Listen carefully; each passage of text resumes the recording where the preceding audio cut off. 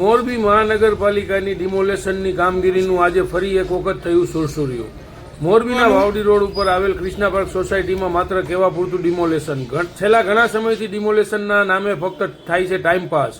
મોરબી શહેરમાં ઘણી બધી જગ્યાએ ડિમોલેશનની જરૂર છે, પરંતુ એ મહાનગરપાલિકાના સાહેબોને હજી કેમ દેખાતું નથી.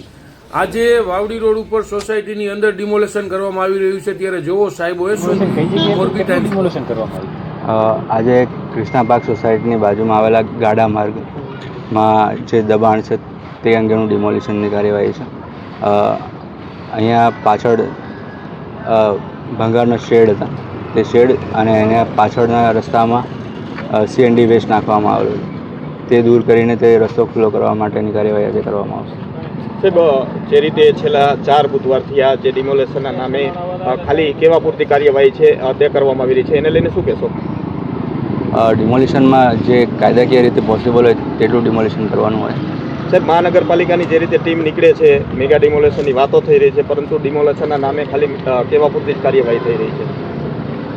ડિમોલિશનમાં કાયદાકીય રીતે પોસિબલ હોય તે જ વસ્તુ ડિમોલિશન કરી શકાય, બાકીની જગ્યાએ ડિમોલિશન ના કરી શકાય. તો સાહેબ, શહેરની અંદર ડિમોલેશન જે દબાણ છે તે દબાણ કાયદાકીય રીતે યોગ્ય છે?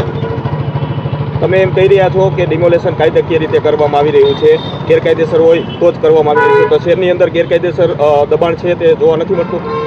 અત્યારે રસ્તાના દબાણ હોય તે અંગે ચકાસણી થઈ રહી છે. તમે આજે ડિમોલિશન કરવા આવ્યા છો, તો અગાઉ નોટિસો આપવામાં આવે છે કે સીધું ડિમોલિશન કરવામાં આવે છે? આ અંગેની અરજી આવેલી છે તથા રોડ પરનું દબાણ, જાહેર રોડનું, જેથી જાહેર રોડના દબાણમાં નોટિસો નથી આપવામાં આવતી. જાહેર રોડ પર હોય તો તેને સીધી રીતે દૂર કરી શકીએ છીએ. આજે કેટલું જે દબાણ છે એ દૂર કરવાનું હતું? કેટલા ફૂટનો રસ્તો હતો અને કેટલા ફૂટ થઈ ગયો? ગાળા માર્ગ છે, ગાળા માર્ગ સાધારણ રીતે 20 ફૂટનો હોય, જે આગળના ભાગમાં તો ખુલ્લો છે, પાછળના ભાગથી બંધ કરી દેવામાં આવ્યો છે, તે ખુલ્લું કરવાનું. આજે તમે ડિમોલેશન કરવા પણ હજી ડિમોલેશન કરવામાં નથી આવ્યું, શું કારણ છે?